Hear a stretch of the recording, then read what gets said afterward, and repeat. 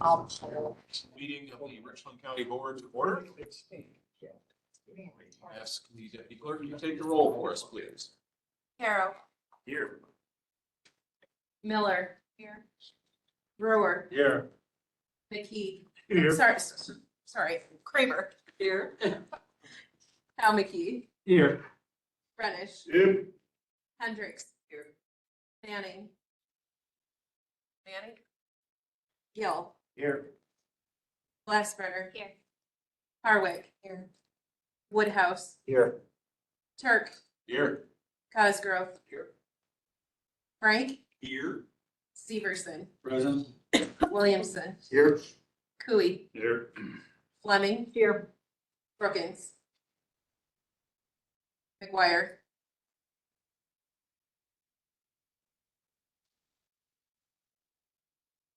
You have 18 for form, sir. For our invocation tonight, I was pleased to meet, or if you just introduce yourself, sir.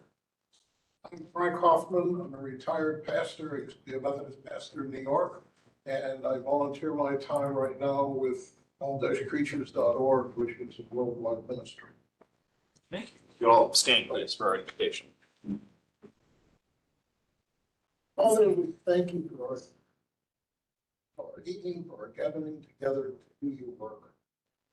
We ask you to touch the hearts and the souls of each of us that are here, that in your love, peace, and compassion, we make our decisions, our discussions. And we thank you again for your presence, your guidance. Amen. Amen. Thank you. Clerk, would lead us to the Pledge of Allegiance. I pledge allegiance to the flag of the United States of America, and to the republic which stands one nation under God, indivisible, with liberty and justice for all.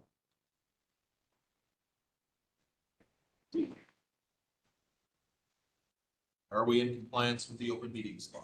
Yes, sir. Very good, thank you. Item 6 is to approve our agenda. We have a 25-point agenda. As we go through tonight, I'd like to move items 17 through 22, the zoning pieces, up to right after public comment, so we can get those dealt with right off the bat. And if people are here just for that, they can then depart. Motion approved. Motion to approve by Renish, second by Frank. All those in favor signify by saying aye. Aye. Anyone opposed? It's approved. And you should have received the minutes of the June 18th County Board meeting distributed to you. Did anybody have questions, comments, corrections to the June 18th minutes? Hearing none, the chair will declare those minutes approved. Item number 8 is public comment. Do we have any members of the public that would like to address the board tonight? Mr. Chair, I'd like to. Yes, and members of the board are members of the public and can do too. I just want to make sure we get members of the public first and then we'll get to you. Any members of the public? All right, Supervisor McKee. Yeah, given the information that's available now, this investigation was, the Pine Valley investigation was biased, to say the least. It was based on false information. And it was, in my opinion, not very professional. And I think that 4 employees that left, true, they weren't fired, but they were forced out. Oh, that for a fact. I think at the very least, we owe them a public apology for what transpired. Because it turned out not to be Pine Valley staff that was the problem. It turned out to be Chandra that was. And all of this stuff, it degrades them and it affects them personally. They were basically unable to do their job. And like I said, I think the board owes them an apology for allowing this to take place. And I think this administration owes these people an apology. My only concern is that I'm pretty sure that the people responsible for this fiasco won't be held accountable, except one, and the sheriff's department's holding that person accountable. And that's all I have to say. I disregard this report. Sir, thank you for sharing your opinion with us. Anybody else under public comment? Supervisor Miller? You have- Yes, I want to delve into that a little bit deeper. And I want you to know, I want Candace to know, I'm not throwing things at anybody in particular, but it's out there. It's never going to go away if we don't do something. And I'm going to read some of the things that I found out. I ask you, if you were a professional in healthcare and someone comes in who knows little about the place and decides to tell you they do not want to listen or absorb, rather have their own ideas about how it should be run. This is what the employees endured for several months. It was a kidnapping, a nursery stated. She stated, I felt attacked and abused daily. This event was as public as you can get. Professional nurses who endured scrutiny on a daily basis. PTSD type anxiety in their heads, never knowing what was to be next. This scenario went on in the lives of our professionals out there. In the authority, at the time, authority had not come to their aid. They had gotten nothing but silence from the administration and us, the local board. We're responsible. This will be a stain on Pine Valley well into its future, not only when hiring the public. You never know how much you need hiring the public, but also you never know how much we need this healthcare offering until it hits our home and family. I found red flags in the report that Mr. Wendell offered. I don't think it was his fault, but examples of verbalizing of unwillingness to change. Tom Rislow and Dr. Smith addressed many changes in their letters sent to each of us. And if you did not get a letter, I'm sorry. I was to send it to everyone and I might have missed someone. We need to settle this. I would like to see an investigation of Pine Valley again, a third time, and I feel it should be done by a consultant who works strictly with nursing home, with nursing. Your time is up, Supervisor Miller. Oh. Thank you for sharing your opinions. Any other members of the public that wish to address the board?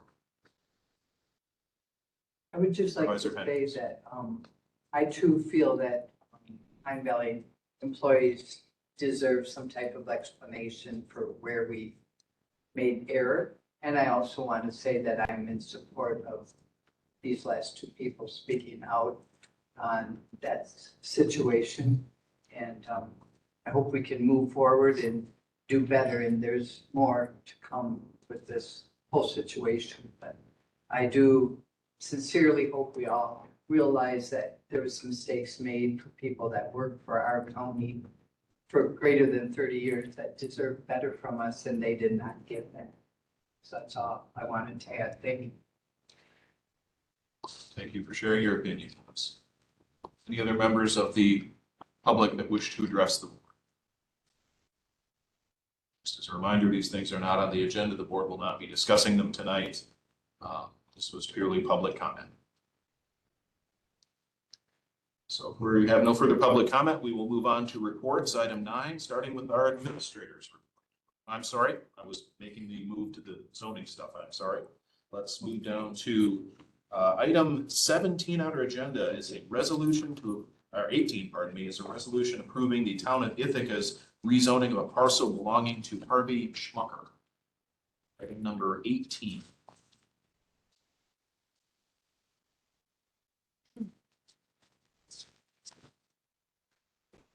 All right, this would be resolution 24-55. Now therefore be it resolved by the Richland County Board of Supervisors in accordance with Wisconsin statute section 60.62.3, that approval is hereby granted for the rezoning of the following described 5.56 acre parcel from the agricultural zoning district to the agricultural residential zoning district in accordance with the town of Ithaca zoning ordinance as noted below. I presume you do not want me to read that entire. I do not want you to. I want to hear you. As stated below, and then be it further resolved that the zoning administrator shall send a copy of this resolution to the known clerk of the town of Ithaca, and be it further resolved that this resolution should be effective immediately upon its passage and publication. This resolution was offered by the Natural Resources Standing Committee on 1 July of 2024. Motion to approve. Motion from Supervisor Renish to approve this resolution, second by Supervisor Cosgrove. Any background discussion on this? Well, first of all, this is Katrina Saluski. She's our new zoning person. I'd like to introduce you to everybody here. Welcome. And those, I think most of you know me, I'm Kathy Cooper. This is Ithaca Township. Basically, they have their own zoning and it's just kind of a pass through. So Ithaca Township approved it, and the committee approved it, but it's just a pass through saying yes or no. But we can't really deny it, so. So yes. Yeah, so yes. Anybody have questions? All in favor of approving the resolution, say aye. Aye. Anyone opposed? Resolution is adopted. Thank you. Moving on to item number 19. This is an ordinance relating to a parcel belonging to Robert and Denise Sabronic in the town of Buena Vista. This would be zoning ordinance number 24-10, amendment number 600 to Richland County Comprehensive Zoning Ordinance number 5 relating to a parcel belonging to Robert and Denise Sabronic of the town of Buena Vista. I presume you do not want me to read the entire ordinance as. Correct. Sir, this ordinance shall be effective on July 16 of 2024. This ordinance was offered by the Natural Resources Standing Committee on 1 July of 2024. Motion. I'll make a motion. Motion by Supervisor Cooey, second by Supervisor Fleming. Any discussion on this one? Rob and Denise Sabronic are looking at, selling the house and 6.5 acres on, land in, Buena Vista Township. And rezoning it to ag residential, and they're keeping the rest of the land for cropland as ag forestry for themselves. Questions on this ordinance? None. All those in favor say aye. Aye. Anyone opposed? Item number 20, ordinance relating to a parcel belonging to Bailey Berry in the town of Dayton. This would be ordinance number 24-11, amendment number 601 to the Richland County Comprehensive Zoning Ordinance number 5 relating to a parcel belonging to Bailey Berry in the town of Dayton. As before you, this ordinance would be effective July 7, 2023. This ordinance was offered by the Land and Zoning Standing Committee on 7 August of 2023. Motion. Motion from Supervisor Severson. Second from Supervisor Fleming. And discussion. There needs to be an amendment. Okay. And I'll have to know how to operate. We're gonna pass it on. It's basically, it hasn't been sold yet. It's still owned by Matt Otteson. Okay. This one was approved back last year in August. And for some reason, it was never brought to county board, so we're bringing it to the county board now. Okay. To kind of fix the situation, so this will have to be amended. So is the only amendment needed the name of the property owner? As this is being distributed, do we have someone willing to make that motion to amend? Motion by Severson, second by Cooey, to amend the name of the property owner. As per the revised information we're getting distributed to us here. I'm sorry.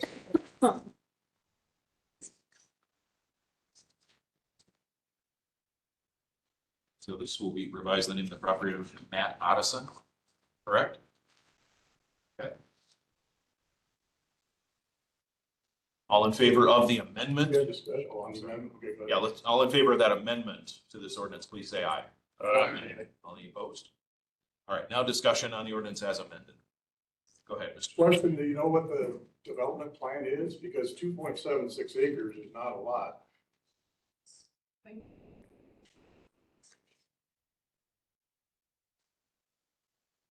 There are restrictions on total parking area. I'm coming at from the septic side, which I always come from that side. Yep. I believe our ordinance doesn't allow multiple houses on 2 acres. And I'm just envisioning a commercial building that has a 1.5 acre parking lot and no replacement septic area. I Ken, mean, my question is, do we have any restrictions beforehand? Matt's online. That's online. That's online. Go ahead, Matt. it's basically, it's gonna be, he wants to put a storage shed up for his excavation equipment, and there may be a convenience bathroom in there, and that's all. There used to be a building on there. They're gonna tear that down and set that, his shop or storage area back further too. So it's gonna be further away from the road than what the existing building that was there was. Thank you. Does that address your question? Not really, but Mr. but just looking down the road, what's gonna happen? Right. 'Cause I know how things evolve, where the businesses grow, and all of a sudden, we've got no place for replacement septic. Supervisor Glassbrenner. It's just on the wording. It's wondering about these dates, that they're all accurate. So it says it shall be effective. Is it backdating then to August 7, 2023? That says this ordinance shall be This effective was- on August. Must be the date it was originally drafted with. Yep. Yes. So I'm wondering if we need to change that or if we're saying that it's, Wasn't effective then, this can be heard. Passage of publication. Okay. Yeah, somebody willing to amend it to say effective upon passage and publication. Supervisor Glassbrenner makes that amendment. Do we have a second? Supervisor Field. Further discussion on amending the date? Not all those in favor of amending the date, say aye. Aye. Opposed? All right, continuing discussion on the ordinance as amended. Further questions? What was the discussion back in August last year where there was a supervisor that voted no? That's not from concern. Somebody was on the committee back then, remember? Supervisor Carroll, go ahead. I'm reaching here, but as I recall, I think he was worried about site obstruction of the road. And they're tearing this building down. I think that's probably not a problem, but that's what I recall. Thanks. Says in here that Melissa drove the area and looked at it, said it was fine. And her, Any other questions? Discussion. All right, so all in favor of the ordinance as amended, please say aye. Aye. Anyone opposed? This is adopted. Thank you. Item 21, report on petitions for zoning amendments received since the last county board session. I wasn't at the office. so I wasn't ready for that. But from what I remember, I believe we have 2, Ray Schmidt's rezone and Greg Nedland. So Okay. those at the Natural resources. Yeah. Okay, very good. Any rezoning petitions recommended for denial by the zoning or the natural resources committee? No. No. All right. Thank you very much. We'll go back on our agenda to where we left off with item 9, which is reports, and starting with the administrator. Okay, so we are in the middle of budget season, as you all know. All departments, with the exception of a couple that have asked for extensions due to vacations, have their budgets in. They are working on getting those entered, and we will then begin having meetings next week. So that's good. We're excited to see where the numbers come out and how we're looking. No final shared revenue numbers as of yet. Working through PAQs still, all 460 some of them. So getting those uploaded and off to the consultant. Thank you to Mike Hardy, who discovered that we had signed a grant back in 1981 with the help of the UW system to build the tennis courts and basketball court adjacent to Simon's. And therefore, that has some fairly steep stipulations for the rest of its days. And so we are having a meeting with the DNR tomorrow to see what that means and what those implications are, because we have not kept up with it appropriately. It has not been appropriately signed. It has not been appropriately inspected. So there will be some work to do along that front, and it may impact some of our decision-making at the campus reconfiguration committee level and going forward. This grant was for in perpetuity. I mean, it's forever. Pretty much. A lot of those grants like that for, I know our county parks, when we applied for some of them, they have those stipulations too, that you must keep it for public use. And if you want to We have to relocate, give the money back. That's the same thing when we were arguing about the bike trail a few years back. That's what we would have. well, and it sounds like it's not even give the money back. It's what it would take to create the same footprint, the same exact thing in today's dollars. And you would then have to relocate it to another space within the county in today's dollars. So the original $12,000 that they gave us back then with the $12,000 match, that wouldn't cut it. It would have to be in today's dollars. So again, we're gonna have a meeting tomorrow, get some clarification, understand all of those things, and then we'll report back to the campus reconfiguration committee on what those stipulations are, what that looks like, and what that means for us going forward, because it really could impact our decision-making going forward, and it's really important to know, and thank goodness we found it. Because that could have been bad, had we made certain decisions. Can we go back and say, okay, this is not our doing. Platteville broke the lease. It's no longer a public facility. I mean, We're going to ask the question. That is on the radar, but I'm going to dig out the resolution from 1981 because it's a little bit of a toss up here, because the documents themselves were indeed signed by Platteville, the dean, and the business manager for Platteville, but there is also an accompanying resolution by the county board signed by the county board chair. Therefore, it's somewhere in between, and I don't know that that is going to really, to me, that just reaffirms that it was a campus-related thing, and the campus is no longer there. but it also says UW, Richland County throughout. So again, 50% of that partnership is gone. we need to explore the legal opinion. Come on, Mike. So, That's what we hear. The governing statute is from 1964 or 65. In black and white terms, we don't have a lot of flexibility, but that's why we're. It's kind of like the lease we had with the campus, with UW Platteville. No, it's Pretty simple.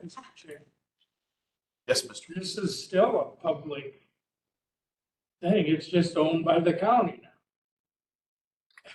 As of right now, it's not public access. Right, and it hasn't been maintained as it was. It hasn't been signed appropriately, so we are hoping we can find some flexibility there in what that public purpose is for it, but we'll right, see. right. I mean, it just, we need to know our parameters going forward. And we need to understand what those are, making sure that we're, again, doing things appropriately going forward, understanding what that means, all of those things. And I do think then we need to take that into account as we make decisions then going forward as well. Once Venture gives us our report, and, there's a lot going on right now with those areas. So I think it's important that we understand what's going on with that area as well. So there is that piece that's going on, and that's new information. So I wanted to make sure to share all that with all of you, just because it is brand spanking new. Just found out on Friday afternoon. Supervisor Carroll.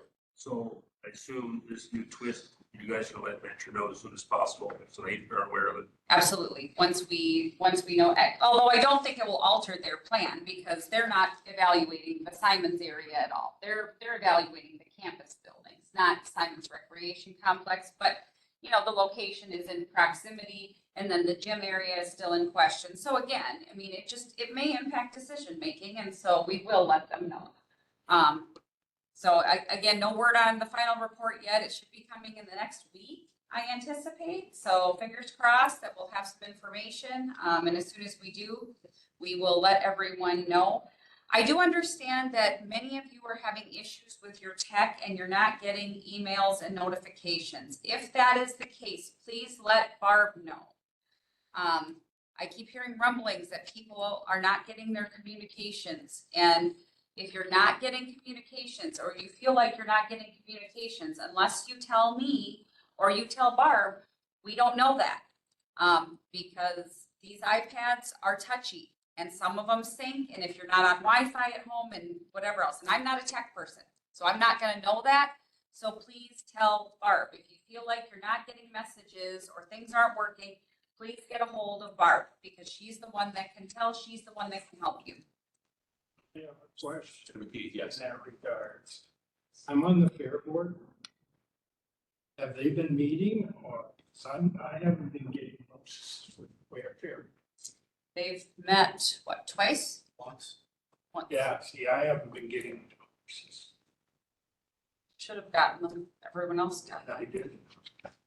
So, thanks, Barb can check on that. I'll check if he's in that group for some reason. Okay. Should be.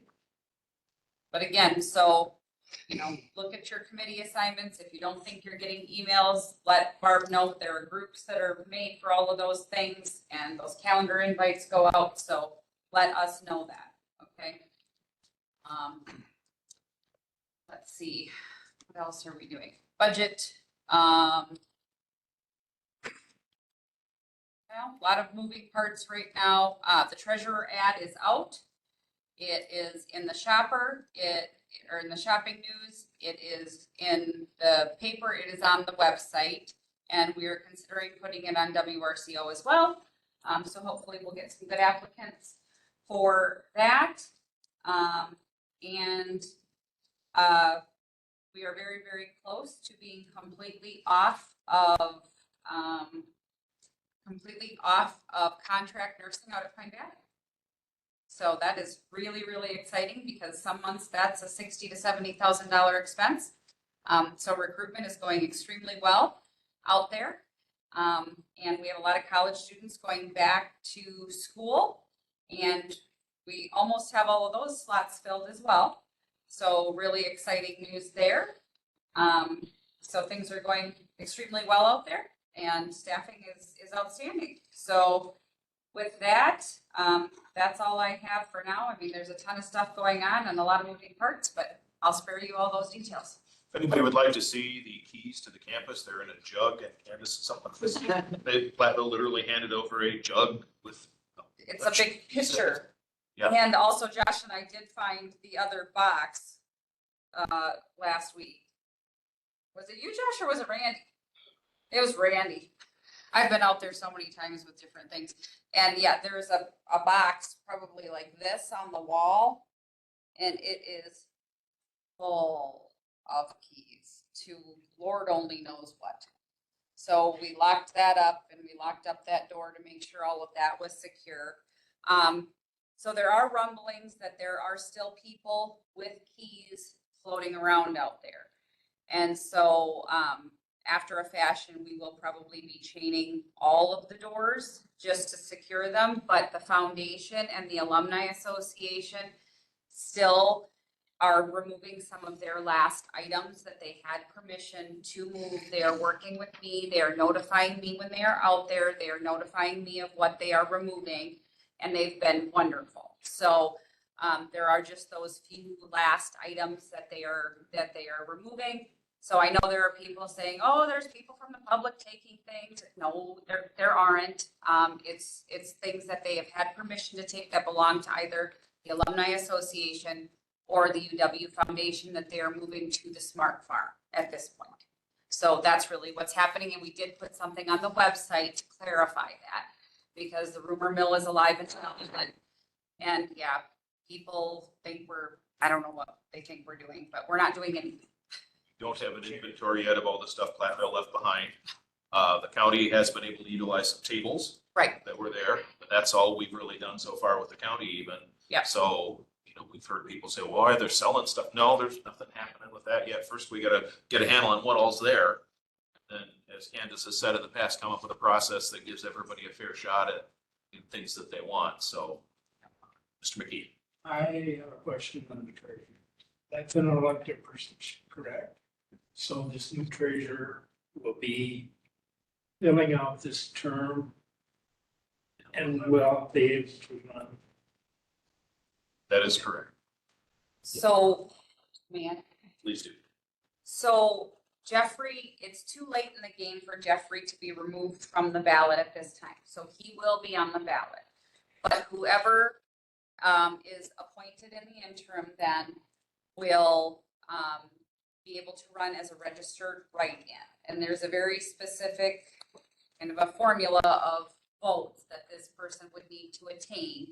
And if Jeffrey still is the winning vote getter, then this person would then be able to take on the role. And Derek can explain it very precisely when he is back. That is my layperson explanation of how it would work. But yes, then that person would then be a registered write-in candidate. Yes, Ms. Miller, go ahead. I was wondering, anything about what the survey of the campus, do you have any idea when we can be done with that? You know, everything, what it's gonna cost the same campus to come. Building and grounds assessment. Zoning.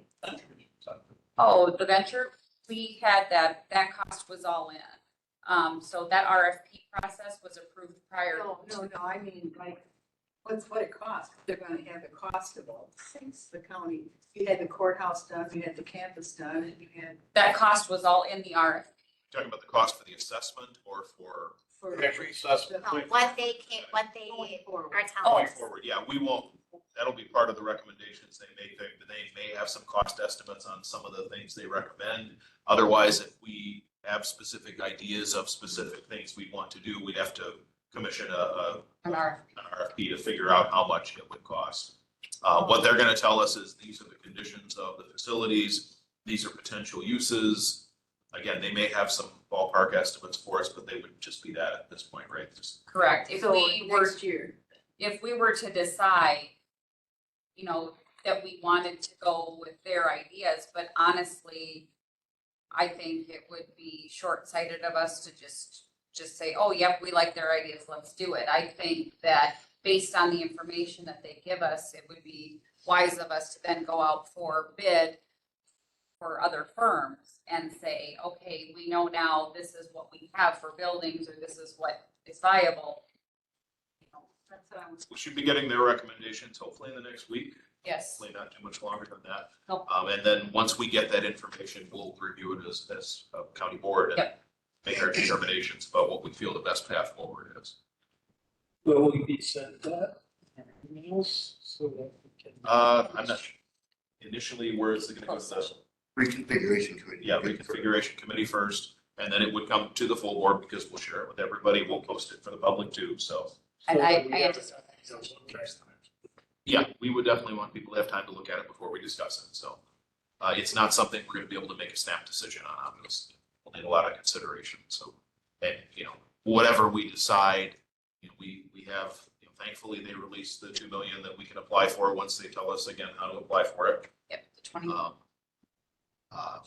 Will that be enough to address needs and everything? No, not even close. So. So it sounds like that $2 million is on the way. I think. Go ahead, yes. So Senator Ballweg called me last week, as did Tony Kurtz, and so it was approved to be released. So the Economic Development Agency is taking the application, the final application, in front of their committee on the 23rd to be approved. And once they approve it, then they will release it and we will be able to apply for it. The interesting piece is nobody really knows what is going to be in their application. And there's a little bit of concern that they will add stipulations into it, which the legislation did not intend. Right. So we're all kind of waiting to see and trying to find out what they're doing. But so far, they're being pretty tight-lipped and we don't have a lot of indicators. Maybe like a tennis court. Yeah. So the money's been quote unquote released, but By the legislature. by the legislature, but it's in the hands of Wisconsin Economic Development, WEDC. We would need to apply to them to actually get it into our possession. And if you'll recall, the governor had actually stricken a lot of the language that put, you know, you had to have so many letters from the community and you had to do this, and yet he struck a lot of that from it, just basically so that we could just apply and get it. And so it could get into our hands so we could utilize it. Yeah, I had a chance to talk to Mark Klein at the Aging and Disability meeting up in Dodgeville, and he kind of beat around the bush and didn't give me a straight answer at that. That's why. Yeah. Any other questions for Candace? Thank you. Next to report out Richland County Ambulance Service Update. Mike, thank you for joining us. Thank you. Good evening, everybody. I want to give you a brief overview of who we are as Richland County EMS, what we do, and a little bit about me, seeing how I do department head here. So I will say, plan that out. Go to the second page. Thanks, Mark. So first up, why we do what we do. The mission statement of the Richland County Ambulance Service provide efficient, high-quality emergency medical care and safe transportation to medical facility for our residents and people that visit our community. This is what drives the ship. This is why we do what we do, and this is our main focus every day. So you might also be asking yourself, who's the new guy? It's me. My name is Mike Jessen. I've got about 13 years of fire and EMS experience total. I'm currently licensed as a critical care paramedic. Also, in kind of creating this presentation, I realized that I don't have any good headshots. Somebody knows any good photographers. I'm open for recommendations.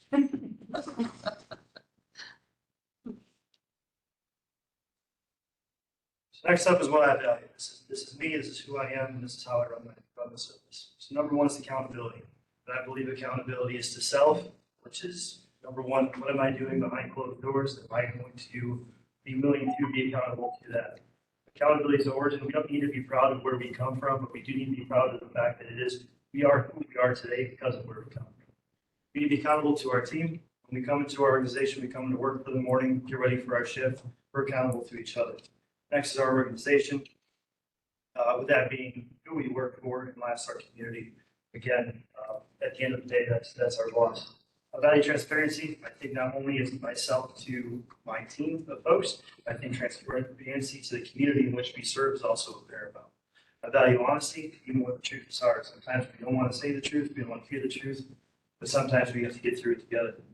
I also value shared services. I think working together to make sure that every dollar of tax money is being used to its fullest extent, while providing a better level of service every day is profoundly important. I do believe leadership is a privilege, and I have shared with my folks what I expect of them. It's those 4 bullet points there. I do want the kind of compassionate problem solver showing up on your worst day or your family member's worst day, ready to help you solve the problem that you've been through on your own. So personnel-wise, how we're structured, Richland County Ambulance is known as a combination agency. So we have a combination of full-time staff, part-time staff, 6 all positions. I do have a typo in here, and I apologize. We have 8 funded part-time positions currently, not 10. So I apologize for that error there. But again, it's 1 full-time director, full-time administrative secretary. Those positions we already spoke with. 2 of the part-time positions fulfill our QA, which is quality assurance and quality improvement needs. Those are requirements from the State Department of Health Services EMS office. And that's to make sure that we're documenting things correctly, our reports look good, we're using every opportunity for every call experience to do better tomorrow than we were today. So structure of Richland County Ambulance. So we were established in 1972. Currently, Richland County Board is what provides us the authority to operate. We do have a joint ambulance committee, which was established in 2015. The joint ambulance committee is established as a group of representatives from each one of the townships, municipalities, and one city that we do serve. I think it's a very valuable resource to have because every time that we get together, it's the voice of the people in which we serve that's being heard at a much smaller level versus a global single report type situation. Richland County ambulance receives no tax dollars or funding from the county board for our operations. All funding comes from our municipal contract payments, so each municipality pays a fee based on a rolling average of number of calls per year that we respond to in that municipality. We also receive transport reimbursements. So when we pick somebody up, respond to their house, pick them up, take them to the hospital, we bill either Medicare, Medicaid, or private insurance for that transport. Typically, they're thought as fees for service. We don't see high reimbursement rates on those. About 70% of our payership within Richland County is Medicare and Medicaid. And a lot of private insurance companies now are adopting, number one, the reimbursement rates that Medicare and Medicaid have. On average, probably about 10, 15 cents on the dollar. And some private insurances are now saying that 911 is out of network cost. Therefore, it would actually apply to the big deductible and out-of-pocket cost. And it's hard to receive those funds from folks. And to know that people have to question whether or not to call 911 based on the financial limitations is a difficult thing to navigate. So continue with our structure. So currently all 20 plus staff members in the EMS department directly report to the service director. I have no mid-level leadership between myself and my 20 staff. This does lead to issues of span of control and continuity with the service. It is difficult to establish strategic planning, sit down, write budgets, maybe manage personnel issues, do coaching, growing, learning with people that need that, but also do the big picture stuff all at the same time. There is going to be a restructuring plan that I've been working on. Prior to being hired here, I kind of was looking at things from the outside, reading agendas and minutes, looking at our business plan, understanding what our structure was and what it might need to look like to be sustainable moving forward. So next week, there's one ambulance committee on the 23rd. Everybody is certainly welcome. I'm very much prepared. Restructuring plan for 2000. The little graphic there in the right corner is our current chain of command. So this is myself there. I got administrative secretary and QA, QI, which are there just kind of right off of the same direct report to myself, full-time staff, casual, and volunteer. One part I did have to remove out of there for space reasons. That's the training officer, who's also a direct report to the director. So budget overview. So our revenues do come from service reimbursements, contract payments, grants, and donations. So we're currently working with Wisconsin State Office of Rural Health. It's a free service they provide to establish what sustainability, especially financially, and people looks like moving forward. The cost of people and stuff, it's no secret, has grown exponentially, yet revenues have not kept pace. So again, 70% Medicare and Medicaid payership within the service area. We're already one of the lowest paying EMS departments in the state. Not exactly proud of that. I know we have the wage study. I'm looking forward to seeing what we can do with that. But the financial piece has always marked recruitment. We actually just had an open hiring process. I opened for 3 weeks. We got a total of 2 applications, and that's what we're moving forward with in the hiring process. And one of which says they're all interest to do the money. So not only that piece for recruitment, but retention is. Our people are starting to have a hard time putting food on the table for their families. Just so that you all know, it's less than $17 an hour. That's what the rate is. So this was our poster child for the wage study when I spoke with Tessa and when I questioned Carlson Denman. These people are saving lives every day and we're paying them less than $17 an hour. I would love nothing more to stand here and tell you guys all amazing thing and all these amazing accomplishments we've had over the last few weeks and the month and a half I've been here. But I'm also going to be honest with you. We are having some serious concerns with keeping staff because of the fact that when people have to consider taking up loans to make their mortgage, kind of feel crappy.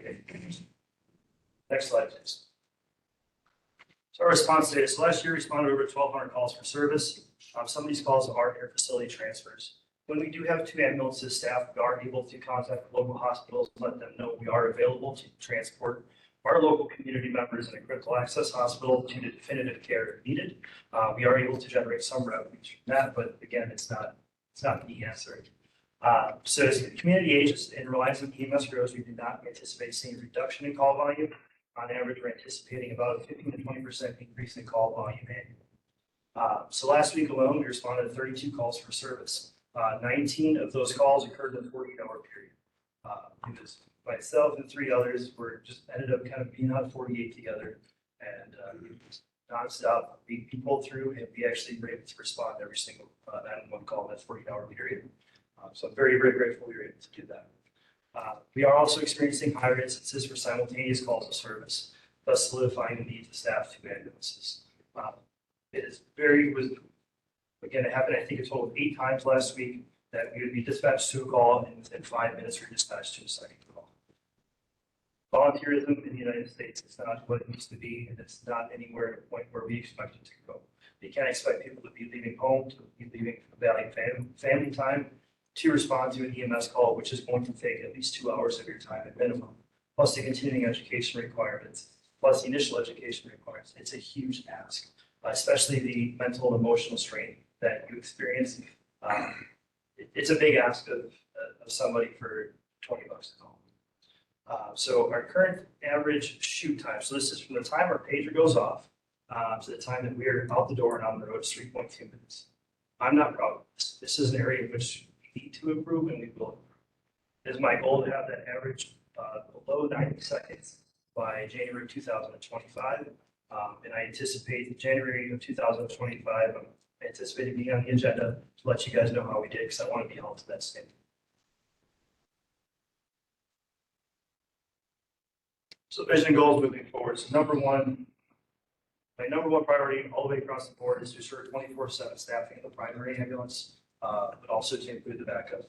We are in a position, we do have some times in which we have some open spots on primary. Last weekend, for instance, this is not to a self-inflation piece, but I worked a 48-hour shift Saturday and Sunday, or Sunday to Monday, this previous week to cover the primary ambulance. And I'll be back here working again Saturday to ensure primary coverage. It's not that I enjoy doing it. I got into fire and EMS because I enjoy being a public servant and being on the road, but it's not sustainable. I want to ensure that the financial and operational sustainability of the service is not just an ambulance getting out the door tomorrow.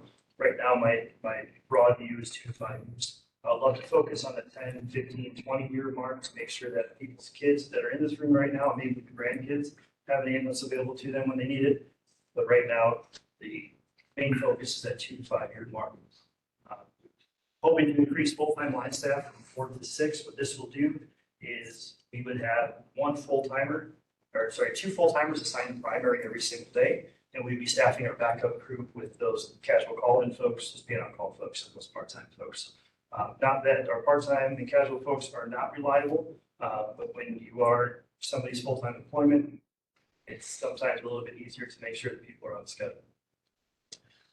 Also next year, so we talked about the span of control issues that we have and lack of mid-level supervision within the service. It is my anticipation to add 2 full-time battalion chief positions next year for operational continuity.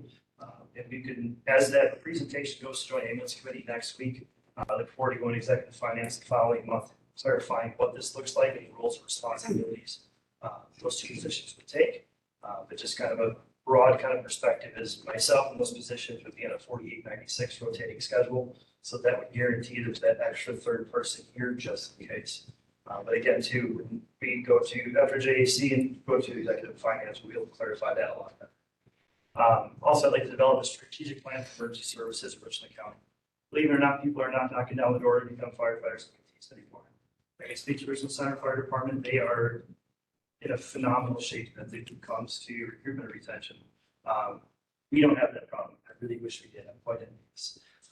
And a lot of younger people growing up, they're growing up, they're moving out, they're doing big things. A lot of people are not interested in working a career in public safety for however much, not so much money a year, dealing with all the other ancillary stuff. You could be a lot more successful working a quick trip driver and have a lot less responsibility. So we need to figure out how to maintain emergency services all the way around Richland County for years to come. Last slide, please. So moving forward, so in order to remain fully accountable, I encourage feedback from those we serve and their elected representatives respectively. You are all the voice of the people that put you in these seats, and I respect that. If it's their voice that needs to be heard, or your voice to move theirs, or yours alone, I want to hear what your concerns are. If there's a win that we need to celebrate or a miss that we need to improve on, I can't fix it, I can't address it, I can't explain it if I don't know about it. It's really easy to talk about bad stuff because rumor mills are fun. Who doesn't enjoy a good rumor to pass it along? But unless it's brought to the person which can actually solve the problem, I want to know about it. So I do have an open door policy. Open home is kind of how I joke on that because it's in the office so much, but it's not in place because it sounds good or it's a buzzword. I want people to stop by. I want to hear from our community. I want to hear from our representatives. I also encourage anybody in this room and anybody listening, if you want to learn more about our service at a more day-to-day operational level, you are always welcome to stop on by, cut up a ride along, come see what we're all about, what we do, and how awesome. So, any questions on the service update? Yes. Yeah, you say you got 1,200 calls last year. Is that a big increase over previous years or? Yep, so it is an increase from last year. We did have a dip last year. The dip last year was due to staffing abilities, a lower reliance on interfacility transfers due to availability, but also the ebbs and flows after and post-COVID. It used to be you could really kind of march out your response metrics for about 5 years and be pretty close. Post-COVID, it has been very, very difficult to predict where call volumes are going to head. Again, really normal kind of sense of way to do it is 15% a year. I'm interested to see what we're doing this year. I think we're about 20 ahead year to date. But again, we could have another 48-hour period of just getting dumped on calls. We could go a day without one. It's really hard to predict. Yeah. Yes, sir. At what level of authority does that terrible amount of $17 an hour come from, and what can we do about it? These people have life-saving skills for $17 an hour. That does not work. It doesn't balance. It is a privilege to stand here and be their voice, and I'm grateful that it's been heard. I have tinnitus, so I have to, can you use your theater It is a privilege to stand here and be the voice of my people, and I'm grateful that it's been being heard. Thank you. I share the same sentiment. We are doing the wage study, which is kind of the first step in that piece. As it stands right now, our wage scale is set by the county. We are on the county wage scale. All of our salary funds come from Fund 51, which is the ambulance fund. The ambulance fund does not receive any dollars from the general fund. Well, I get the other half of my question. What can we do about it? Well, that's what we're working on. Okay.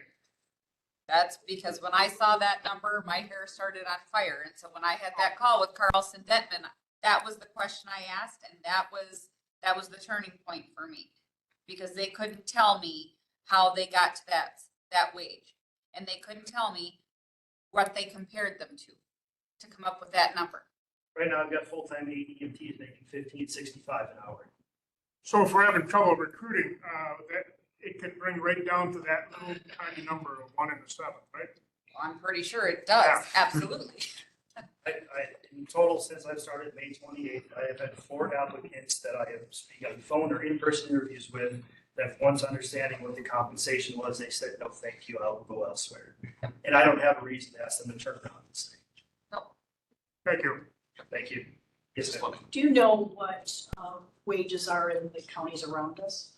I do. I don't have those numbers compiled on my computer, so I don't want to misspeak. But I could present those to Jason. Just an estimate. Do you have an estimate of how much more they're paying than So I can tell you, Barb knows. I work for Del Salt EMS. I also work for Richland EMS, full disclosure. At Del Salt EMS, I make $24 an hour.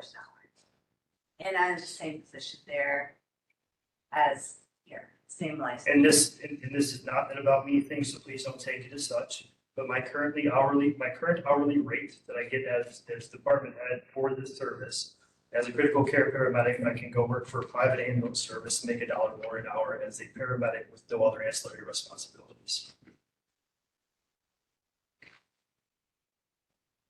Any other questions?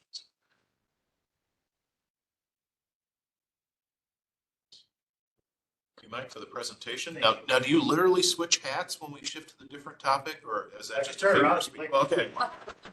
Yeah, turn your hat around and we've got another topic that That's fine. I barely say emergency services. Yeah. Works. All right. So, sorry I don't have a compiled emergency management report for everybody. Just some bullet points. It has been an invigorating and busy few weeks since I've begun, not only with EMS, but also with emergency management. As you may or may not have noticed, weather this year has been a little different than normal and has kept the wheels turning for sure. So some quick little updates I want to say on the storm response, but in the past 6 storm responses we've had since May 28th. We have been notifying the public via push notifications through Nixle. We've been utilizing Facebook for those, and we've also been utilizing some press releases as well. Last week, we worked awesome with HHS. Friday, I realized that we were going to be seeing heat indices the following Sunday and yesterday of over 100 degrees. We were able to get cooling shelters activated throughout the county, as well as press releases going on those. So grateful for HHS's assistance in getting that done. Myself and John Heinen, who is our emergency management contracted coordinator, he doesn't have a true official title. He and I have been basically on strategic weather monitoring mode pretty well consistently, either from home or from the Emergency Operations Center. We have had 3 Emergency Operations Center activations through some of these storm response pieces. All storm response stuff has been able to be kept at the local level. We have no substantial loss to property or life that has been reported to the Emergency Management Office, which is great. I know there has been some localized flooding in some places, some basement floodings. Fortunately, there's not a lot of individual assistance. There's no individual assistance available from the state for those things. FEMA is only getting individual assistance if there's a state disaster declaration. We didn't hit the money mark for that, but because we were able to be out and about, those folks that were calling and having those issues, we were able to meet them in their driveway and shake their hand and not just be on the phone and say, hey, we can't help, but to say, I wish there was more we can do.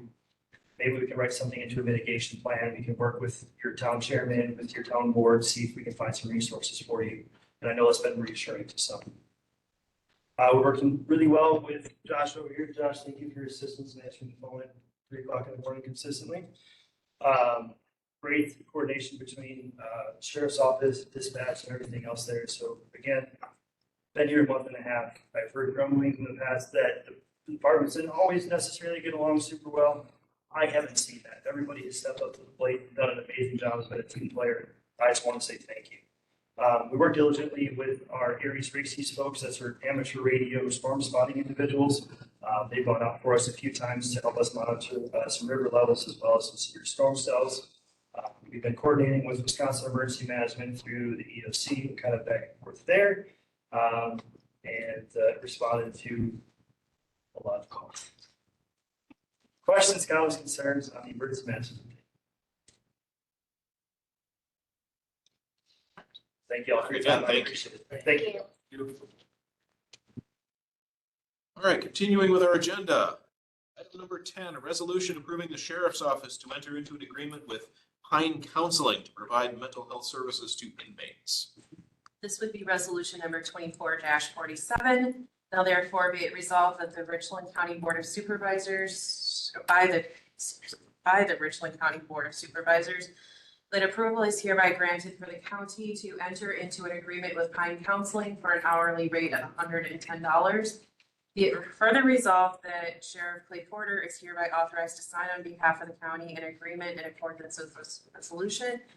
And be it further resolved that this resolution shall be effective immediately upon its passage and publication. This resolution was offered by the Public Safety Standing Committee on 5 July of 2024. Resolution, do we have a motion? Motion by Supervisor Frank, second by Cosgrove. Sheriff Porter. All right, so this is actually more a contingency plan than anything, but it's a contingency plan that we need to utilize right now. So we are required under DOC 350 to provide mental health services to our inmate population. Typically, our primary provider for that is HHS. But we have been having some difficulty with getting mental health people into the jail that way. So this is giving us an option. So we remain in compliance with DOC 350 and we're still providing that service to our inmates. So it's a contract that's utilized on an as needed basis. Yep, strictly as needed and hopefully not super often, but we can't control that. So we'll use it when we need it. Question just from HHS because of staff shortages and stuff like that. Yeah. Mr. Frank. We decided to bring this to the county board. One, it is a contract, and two, we did not know what the total annual bill is going to be. So we didn't know what if it was going to hit that number that was critical or not. So it was best to bring it to this committee, to the council to review it. Other questions? None. All those in favor of this resolution say aye. Aye. Anyone opposed? Resolution's adopted. Thank you. Item 11, a resolution approving a provider contract for 2024 for the Health and Human Services Department. This would be resolution number 24-48. Now therefore be it resolved by the Richland County Board of Supervisors that approval is hereby granted for the Health and Human Services Board to enter into the following 2024 contract with Tracy Benton of Richland Center for $90,000 to provide mental health therapy services for individuals being served by the Behavioral Health Services Unit. And be it further resolved that the Health and Human Services Board is hereby authorized to amend any of the above contracts by not more than 15%. And be it further resolved that the Director of Health and Human Services, Ms. Tricia Clements, is hereby authorized to sign the above contracts on behalf of Richland County in accordance with this resolution. And this resolution was offered by the county board members of the Community and Health Services Standing Committee on 8 July of 2024. This resolution, do we have a motion? Motion by Mr. Brewer, second by Ms. Lasper. I'm Brandy Christensen. I'm the Behavioral Health Manager over at HHS. And we're asking for approval to enter in a contract with Tracy Benton in the amount of $90,000 for the remainder of the year to provide mental health services in the behavioral health unit. We have not had a therapist since April, I believe. We've been actively recruiting. We had 2 interviews that just didn't really pan out. So we decided to look in the private industry to see if there'd be a contractor that would be willing to offer to do a contract with us. It's kind of essential that we have a therapist in our unit. As Fair Porter mentioned, we're not able to provide those mental health services, but the license that govern our clinic require us to have one. And without that therapist, we could lose our clinic license. So that means we would have our psychiatrist, our psychologist, nurse practitioner. It would also impact our crisis license. So we would be able to provide crisis services, which then in result, our emergency detentions are going to go up and our placements could go up. So our goal for the therapist is to have 32 billable hours a week. And then whatever is not covered by reimbursement would be grant funded or tax. Any questions? Mr. Carroll. So you're no longer going to try to fill that position then? We're still going to advertise, yes, to get a contracted person. But kind of, as stated earlier, the therapist position is contracted a lot, salaried a lot lower than what it is in surrounding counties. So it's been very hard. Other questions? Mr. Reddish. So so here we have a contract, we can see an end number. So can this overlap with what we just did for the sheriff? Yes, correct me if I'm wrong, but they will not be utilizing the Pine counseling as long as we have a therapist that can go over and provide those services. That's correct, yes. But can it? Instead of having one hourly rate that we don't know what the end is going to be, tie it in with this contract, and then we have a budget number. That will end up changing later anyway, but at least we have a budget number. I'm not exactly sure what you're saying. I'm just saying, the one we just approved for $110 an hour, can that service be provided by this contract? Yes.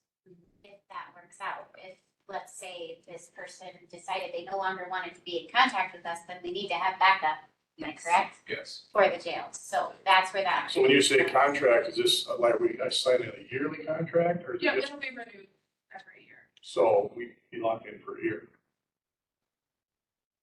Remainder of the year, is it? The remainder of the year. Remainder of this year. And with the wage study, we may hopefully be able to hire somebody in 2025. I will say it's been difficult, not just in our county, but in every county, to provide mental health services and recruit.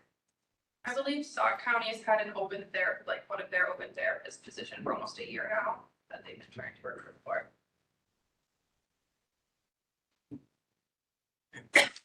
Other questions from the board? There are no other questions. If you're all in favor of this resolution, say aye. Aye. Opposed? Resolution is adopted. Thank you. Next up is resolution approving the Department of Health and Human Services applying for and accepting a 2025 Section 5310 Vehicle and Operating Grant, item number 12 on our agenda. This is resolution number 24-49. Now therefore be it resolved by the Richland County Board of Supervisors that approval is hereby granted for the Aging and Disability Resource Center of the Department of Health and Human Services apply for and accept a 2025 Section 5310 Vehicle and Operating Grant from the Wisconsin Department of Transportation in the amount of $31,825.04. And be it further resolved that the grant requires a 50% minimum county match, which can be either cash and or in-kind funding, which will be accomplished by Section 85.21 non-federal transportation funds, program revenues, indirect costs, supported by Health and Human Services Fund 56. And be it further resolved that approval is hereby granted for the grant funds to be spent in accordance with the terms of the grant. And the Director of the Health and Human Services Department, Ms. Tricia Clements, is hereby authorized to sign on behalf of the county any documents necessary to carry out this resolution. And be it further resolved that this resolution should be effective immediately upon its passage and publication. This resolution was offered by the county board members of the Community and Health Services Standing Committee on 8 July 2024. Chance to hear the resolution. Do we have a motion? Motion by Supervisor Kramer, second by Supervisor Fleming. In discussion. I'm Roxanne Kluber-Tansberger. I'm the manager for the ADRC at HHS. This is a grant that we apply for every year. And what this grant allows us to do is have public transportation for individuals who are aging and disabled and the general public to be able to have access for food security, medical appointments, and so forth. We have 5 different bus routes, actually 6 different bus routes go out into different communities, bring people back to Richland Center and to other destination points across our county and surrounding counties. And so this grant actually helps us be able to provide that.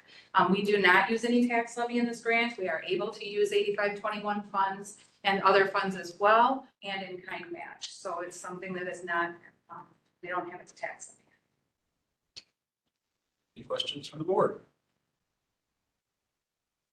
If not, all those in favor say aye. Aye. Opposed?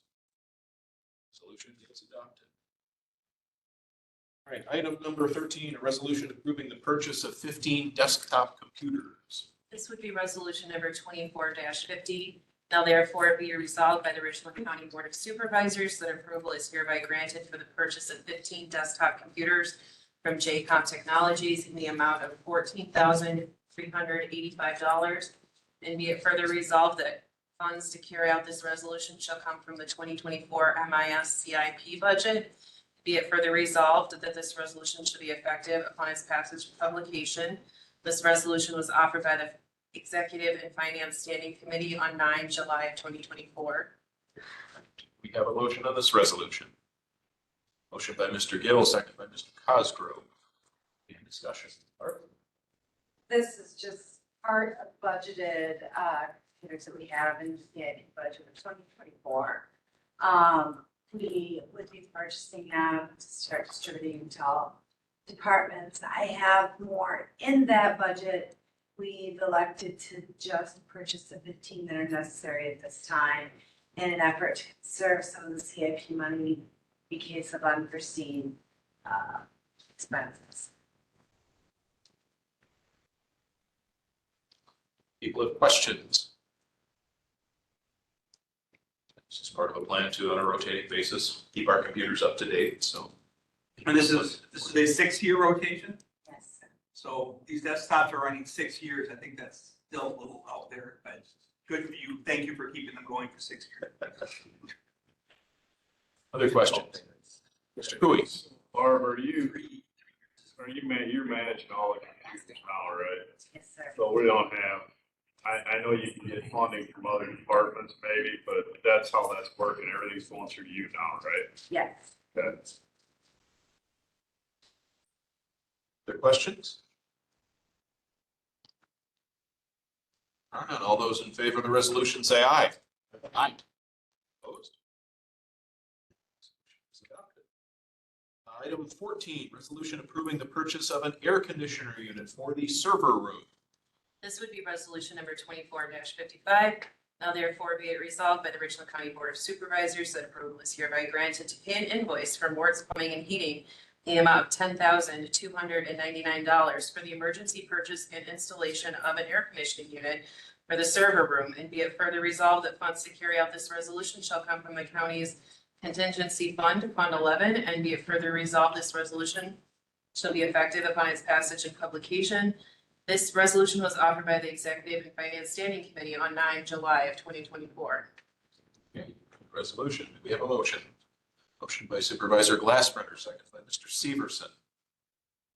Discussion. So this was an emergency purchase because the air conditioning unit went out in our main server room over in the HHS building. As you all know, that is not a good thing. We can't have that. And so we ordered a new one and limped it along with a window unit and did he wheel over a room unit too, right? No, we Or had fan. the door open and fans blowing. We lifted along until the new unit got here and was installed, and so now we're sitting pretty, but that was not a good day when that went out. Questions on this? None. All those in favor say aye. Aye. Opposed? Abstain. Please record that Supervisor Cosgrove abstained. And the resolution is adopted. Thank you. Item 15, a resolution of support calling for state investment in mental health funding. This would be resolution number 24-52. Now therefore be it resolved that the Richland County Board of Supervisors does hereby request that the state of Wisconsin in its 2025 to 27 state biannual budget provide state GPR funding to cover the full non-federal share of the MA, CSP, and crisis services, and be it further resolved that the Richland County Clerk is hereby authorized and directed to send a copy of this resolution to the governor of the state of Wisconsin, Wisconsin state legislatures with a constituency within county and the Wisconsin Counties Association. This resolution was offered by the Executive and Finance Standing Committee on 9 July of 2024. Thank you. Sorry. Go ahead.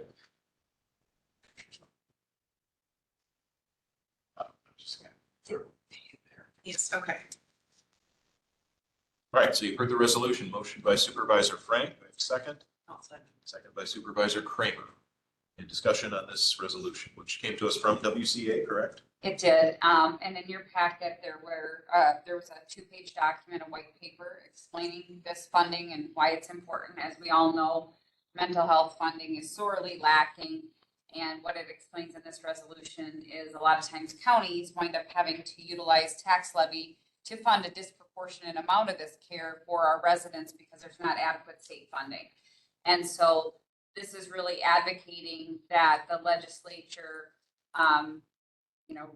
take into account that disproportionate funding mechanism and really beef up their funding on their end to fund counties and fund our needs to encourage that funding so that we have the support that we need to provide the care that our constituents sorely need. And so that's on the platform. They want it to be on the platform in the 2025 to 2027 biennial budget. So that's what this is about, and that is why it is in front of you. It was basically just an unfunded mandate. Pretty much, it's turned into that, yep.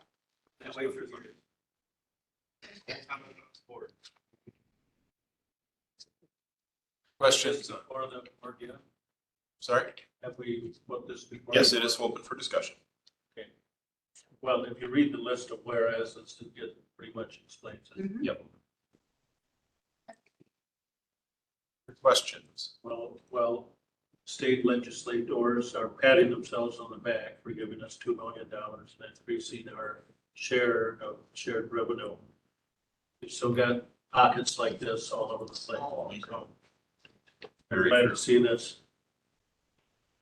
Hopefully with multiple counties adopting this resolution, sending it all in to their legislators, to the governor.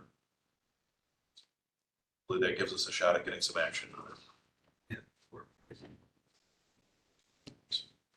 Any other questions? Otherwise, all in favor, say aye. Aye. One opposed.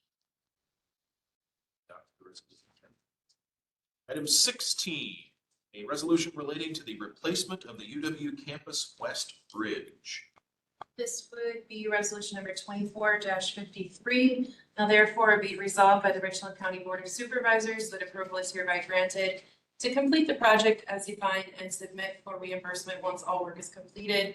Be it further resolved that this resolution should be effective immediately upon its passage and publication. The resolution was offered by the Executive and Finance Standing Committee on 9 July of 2024. There's a resolution. Do we have a motion? Motion by Mr. Cooey, second by Supervisor Glassbrenner. Discussion. This has been addressed already at the Campus Reconfiguration Committee. It then made its way to Finance and Executive Standing Committee. Got bad bridges out there. Josh, do you want to give us the? Sure. Yes, both bridges are in extremely bad shape. They do not qualify for any assistance with funding because of the stipulations of where those bridges are located. They are on the county highways bridge system, but the problem is they cannot get funding because they sit on a private drive. It has been tried for and it failed twice, going through the normal channels to get assistance with funding to get it replaced sooner. The only other option was to have the city take over ownership of them and we would assist with the cost, but that has also been not successful several times. So with everything up in the air about the campus, before any major work can ever be done out there, regardless of where venture architects come back with and what the recommendation is, those bridges have to be replaced to support that equipment. So utilizing people like Keith basically on call for this, like MSA, pick up the phone, they started the engineering, we're upfronting all the costs for everything. We're just asking for the reimbursement once done to get this one bridge replaced. By doing it in-house, we are saving a little bit of money with like DOT oversight and so on and so forth. And we are looking at all routes of how far up we can raise the bridge without interfering with Highway 14 because of the one time the water went over the bridge. So everything's moving forward. We're planning on construction in 2025 and engineering and everything already has begun. And so we'd have to do the same thing on the other bridge once this one's complete. Correct. We chose to do one at a time just for the overall cost. It was easier to stomach $600,000 and we did them both. How would you get there, right? Right. Yeah. These are the bridges. Culverts, correct? No. These would be. I thought that was talked about. Was talked about. It was, so we started with hydraulic analysis where we looked at the possibility of changing out the culverts with the DNR and the engineers felt it was not the proper alternative to do because of the water that could back up from the Pine River as we've recently seen that overwhelm those culverts. Plus with the DNR's initiative with trout and things of that nature to find the correct culverts to put into place. So it was recommended that we proceed forward with maybe, it's pretty much like a cookie cutter design bridge. It'll have a sidewalk going down the side. It'll have 12-foot drive lanes and things 5-6 foot tall parapet walls going down. It won't be anything aesthetically pretty. It'll just be a bridge with a sidewalk going down the side. And Josh, correct me if I'm wrong, but the cost difference was not significant. Well, oh no, you're talking. Surprisingly, the culvert wasn't a yeah, surprisingly. The upkeep to culverts and high water situations, you're constantly going to be repairing riprap or losing or washing out or being plugged. So the bridge was a better alternative. Mr. Frank. Josh, can you help me understand if the city took it over, then there's funding, but the county takes it over and there isn't? Right, it would have to, being as though that property lies within the city would have to take ownership and turn them into city streets. Be a city street. But It's also county property in the city. Correct. Got it. We make it a county road. So that was already talked about and shot down relatively fast. Because to turn it into a county road, it would have to be, I think it's called Trans 205, which there would have to be a complete redo of the streets going through there to turn them into county highways, and just the cost of doing that alone. And then to finally have state review, and maybe they would approve it, maybe they would not. It would be a lot of money spent for maybe no gain. So if you're wondering where some of that 2 million might go that we're going to be getting. We've went down, spent a lot of hours on this, went down every avenue of looking for anything we could do with these that would save money. This is the best alternative that would come. And again, if we don't fix them, we can't even bring big trucks in there to do anything with the property, so. Other questions or? We could take the bridge out. Conceivably, you could, and then if you took both of them out, there would be no access to the property. You could go off, I Drive or whatever, Phil's going with that. But that might not be any cheap. Yeah, I'm not saying it'd be any cheap. Mr. Reddish. Well, I brought it up before.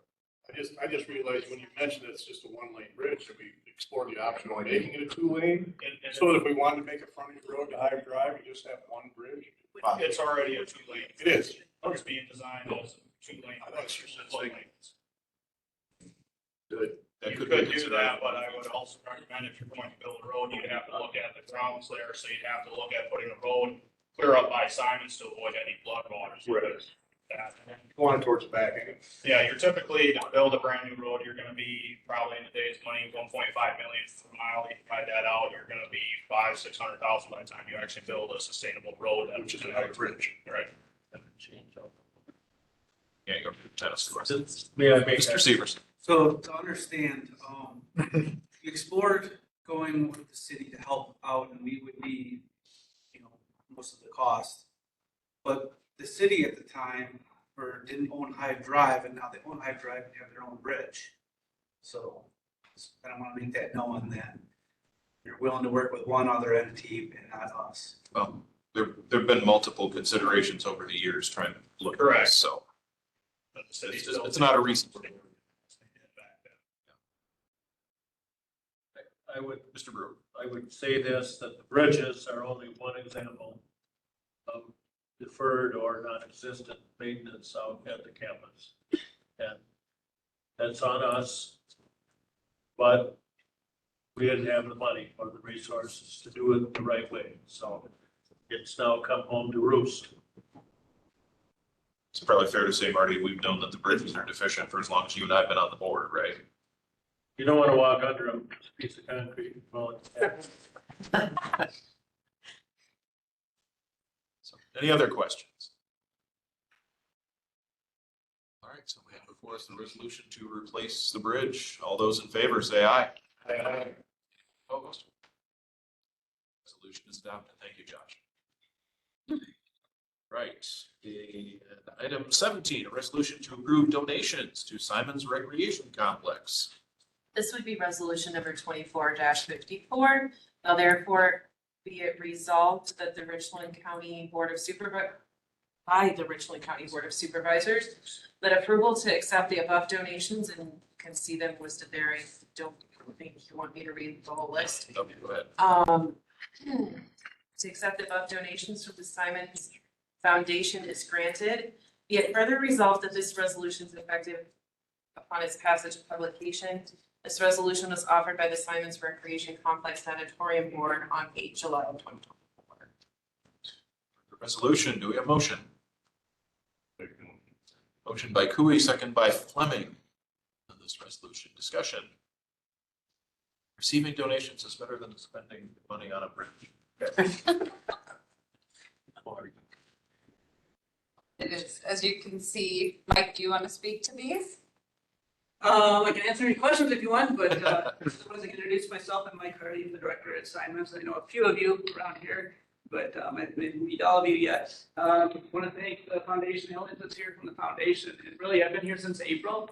And since before I learned how to use my keys to get in the office, they've been bugging me about spending the money. So, and Al was really, especially on the side fit, I know that was in your packet, the side fit that's up there on the screen. That's an inclusive piece of equipment that Al was really working on actually before I started, and he did the grand work for it. raised all the money for it, and this is an inclusive piece and a direction that we're trying to go at Simons, where we're going to be more inclusive in the future for more members of the community to be able to access our equipment. So special thanks to Al on that. And they obviously half the 50% of the grant, and they did the other 50% donation. So there's no cost to the county, but we're able to utilize this to get more memberships, to get more inclusive for our community as well. So I don't know if you've got anything on the. Yeah, just to add to what Mike said, the Simons Recreation Complex Foundation applied for a 50/50 matching grant from the Joan Woodman Court and McCollum Foundation. We got $3,000 from them, and we're kicking in the other $3,062. I think the total cost is $6,062. That's going to get us that machine that's up on the screen right now. Mike pointed out that it's inclusive. There's one of the key, really cool features about that piece of equipment is that the chair that's there, that can be rolled out of the way, so someone with a wheelchair can roll in there and use the machine. So we're trying to be more inclusive, be more welcoming, and it's kind of a state-of-the-art machine. I don't think there's any other ones like it in the area. There's some other attachments that we can get that we're going to kind of monitor the usage of it. There's like a platform that can go around the base to assist wheelchairs going up there. There's special gloves that can be purchased. So if someone through some sort of accident or stroke or whatever doesn't have full use of their hands, they can literally be strapped right to the machine. There's a special boot that will fix their leg to the machine. So they'd have to be there with a therapist or someone helping them get hooked up. But it's a real low resistance machine. Any exercise for someone is better than none. Even a person who's in a wheelchair needs cardiovascular exercise, and this can help achieve that. So that's what the foundation is trying to push for, and this machine will help achieve that. And then we'll just kind of monitor the usage. If we need to get more, it definitely will try and do that. We're hoping to partner with Richland Hospital, so if someone has completed their course of therapy there, maybe they'll come to Simons. Question, Mr. Frank. Yeah, the solar inverter on there, is that a replacement for existing equipment? Yes, that's a replacement. We were told that sometime in the last year, the inverter was broken, so the solar panels haven't worked out there for at least a year. So that's that $3,000 cost is a replacement, which is also paid out of the foundation's money, but that will come with a 10-year warranty, and as well, it will allow these solar panels to work again, so they'll save electric costs for us down the road. Thank you. Other questions?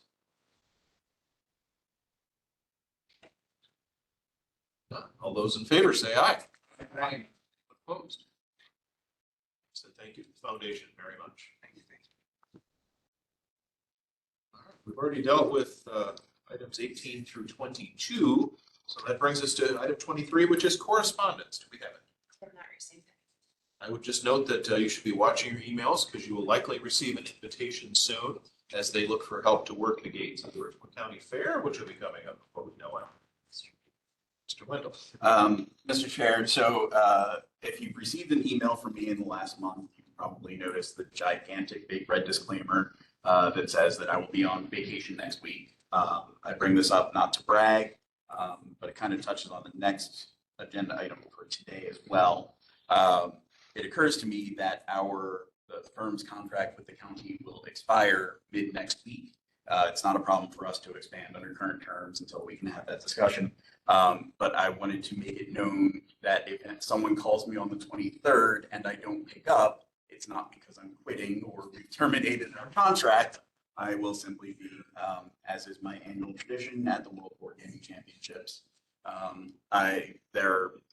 Part of the reason you hired us, there's still a whole attorney and a half, even if I'm not around. So just contact my office, and depending on reception, they can get a hold of me in an emergency situation. But so far as I'm aware, everything that we've got going on will hold for a week without me, and then we'll be back to it. Thank you. So future agenda items. To make sure we have on our next meeting agenda.